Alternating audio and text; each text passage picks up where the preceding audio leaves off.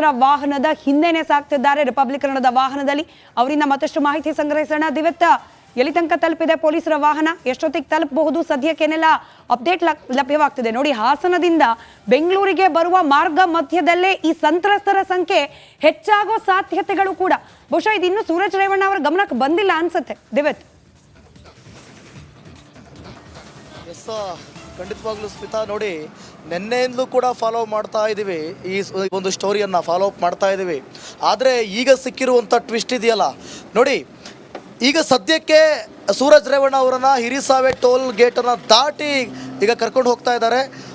ಇನ್ನೇನು ಕೆಲವೇ ಅಂದರೆ ಇನ್ನೊಂದು ಸತತ ಒಂದು ಗಂಟೆ 20 ನಿಮಿಷ ಅಥವಾ 1 ಗಂಟೆ 30 ನಿಮಿಷದಲ್ಲಿ ಬೆಂಗಳೂರು ತಲುಪುವಂಥ ಸಾಧ್ಯತೆ ಇದೆ. ಆದರೆ ಈಗ ಸಂತ್ರಸ್ತರ ಸಂಖ್ಯೆ ಹೆಚ್ಚಾಗಿರುವಂಥ ವಿಚಾರವಾಗಿ ನೋಡಿ, ಯಾವ ವ್ಯಕ್ತಿ ದೂರನ್ನು ಕೊಟ್ಟಿದ್ದ ಶಿವಕುಮಾರ್, ಈಗ ಅದೇ ವ್ಯಕ್ತಿ ಆರೋಪವನ್ನು ಮಾಡ್ತಾ ಇರುವಂಥದ್ದು.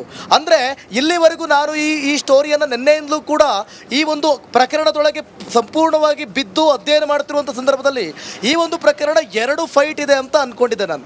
2 ತೂಕ ಇದೆ, 2 ತಕ್ಕಡಿ ಮೇಲೆ ಒಂದು ಲೈಂಗಿಕ ದೌರ್ಜನ್ಯ ಆರೋಪ, ಮತ್ತೊಂದು ಬ್ಲ್ಯಾಕ್ ಮೇಲ್ ಆರೋಪ. ಇವೆರಡು ತಕ್ಕಡಿಗಳ ನಡುವೆ ಫೈಟ್ ಏರ್ಪಡುತ್ತೆ, ಮೇಲೆ ಕೆಳಗೆ ಈಗ ಫೈಟ್ ಏರ್ಪಡುತ್ತೆ ಅಂತ ಅಂದ್ಕೊಂಡಿದ್ದೆ. ಆದರೆ ಈಗ ಈ ವ್ಯಕ್ತಿ ಕೊಟ್ಟಿರುವಂಥ ಹೇಳಿಕೆ, ಈಗ ಈ ವ್ಯಕ್ತಿ ಕೊಟ್ಟಿರುವಂಥ ಕೊರೋನಾ ಟೈಮಿಂದಲೂ ಕೂಡ ಅತ್ಯಾಚಾರ ನಡೀತಾ ಇದೆ, ಇನ್ನೂ ಹಲವು ಯುವಕರ ಮೇಲೆ ಅತ್ಯಾಚಾರ ಆಗ್ತಾ ಇದೆ. ಸೊ ನನಗೂ ಆಗಿತ್ತು, ನಾನು ಅಸಹಾಯಕ, ನಾನು ಅದಕ್ಕೋಸ್ಕರ ಅವ್ರ ಜೊತೆ ಇದ್ದೆ, ಸದ್ಯಕ್ಕೆ ನನ್ನ ಒಳಿತಿಗಾಗಿ ಇದ್ದೆ. ಯಾವುದೇ ಯುವತಿಯರು ಬಂದು ಬೇಕಾದರೆ ನನ್ನ ಮೇಲೆ ಅತ್ಯಾಚಾರ ಮಾಡ್ಬೋದು ಅಂತ ಹೇಳ್ಬೋದು, ಆದರೆ ಒಬ್ಬ ಯುವಕ ಆಗಿ ನಾನು ಹೇಳಲಿಕ್ಕೆ ಸಾಧ್ಯ ಇಲ್ಲ ಅಂತ ಹೇಳಿ ಈಗ ಎಲ್ಲವನ್ನ ಹೇಳ್ತಿರೋದ್ರಿಂದ ಈ ಪ್ರಕರಣ ಈಗ ಯಾವುದೇ ಕಾರಣಕ್ಕೂ 1-to-1 ಫೈಟ್ ಅಲ್ಲ.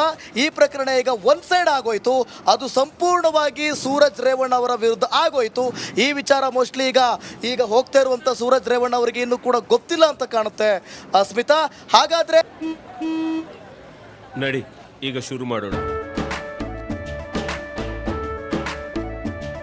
ಕೇಸರಿಯಿಂದ ಮನೋಲ್ಲಾಸ ಮನಸ್ಸು ಮತ್ತೇರಿ ಕುಣಿದಾಡಿದೆ ನೋಡು, ಮನಸ್ಸು ಮತ್ತೇರಿ ಕುಣಿದಾಡಿದೆ ನೋಡು. ಕ್ಷಣ ಕ್ಷಣವೂ ಆಚರಿಸಿ ಕೇಸರಿ ಹಬ್ಬ. ವಿಮಲ್ ಬಾಯಲ್ಲಿ ಹೇಳಿ ಕೇಸರಿ. ಈಗ ಯಾವ ವ್ಯಕ್ತಿ ನೋಡಿ FIR ನಲ್ಲಿ ತಾನು ಎಲ್ಲ ಕಂಡವನಂತೆ, 16ನೇ ತಾರೀಕಿಂದ 18ನೇ ತಾರೀಕುವರೆಗೂ ಏನೆಲ್ಲ ಆಯಿತು ಅಂತ ತಾನೇ ಕಂಡವನಂತೆ, ತನ್ನ ಜೊತೆಯೇ ಆ ಚೇತನ್ ಮಾತನಾಡಿದವನಂತೆ ಬರೆದಂಥ FIR ಹೇಳಿಕೆ ಇದೆಯಲ್ಲ, ಆ ಹೇಳಿಕೆಯನ್ನು ಕೂಡ ತಾನು ಬರೆದಿಲ್ಲ, ಅದು ಬರೆದಿದ್ದು ಅವರು, ನಾನು ಮಾತ್ರ ಸೈನ್ ಹಾಕಿದ್ದೀನಿ ಅಂತ ಕೊಟ್ಟಿರುವಂಥ ಹೇಳಿಕೆ ಇದೆಯಲ್ಲ, ಇದು ಮತ್ತೆ ಸೂರಜ್ ರೇವಣ್ಣ ಅವರ ವಿರುದ್ಧ ಇನ್ನಷ್ಟು ಈ ಕೇಸ್ನ ಸ್ಟ್ರಾಂಗ್ ಮಾಡುವಂಥ ಸಾಧ್ಯತೆ ಇದೆ.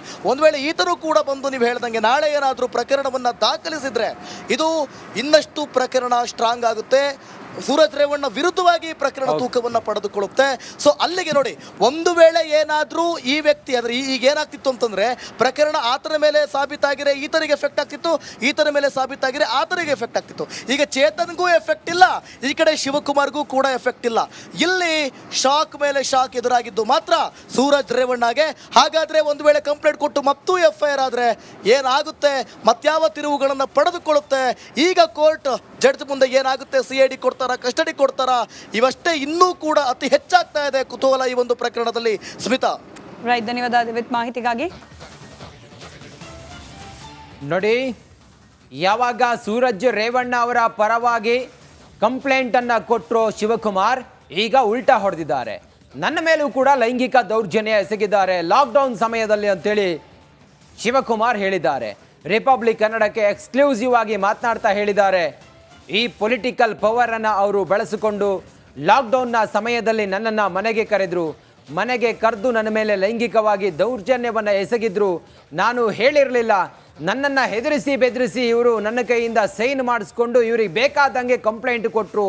ಆದರೆ ನನ್ನ ಮೇಲೂ ಕೂಡ ದೌರ್ಜನ್ಯ ಆಗಿದೆ. ಇನ್ನುಳಿದು ಯಾರ್ಯಾರ ಮೇಲೆ ಇವರು ಲೈಂಗಿಕ ದೌರ್ಜನ್ಯ ಎಸಗಿದ್ದಾರೆ ಅವರೆಲ್ಲರೂ ಕೂಡ ಬಂದು ಕಂಪ್ಲೇಂಟ್ ಕೊಡಿ ಅಂಥೇಳಿ ಈ ಶಿವಕುಮಾರ್ ಸೂರಜ್ ರೇವಣ್ಣ ಅವರ ಪರವಾಗಿದ್ದ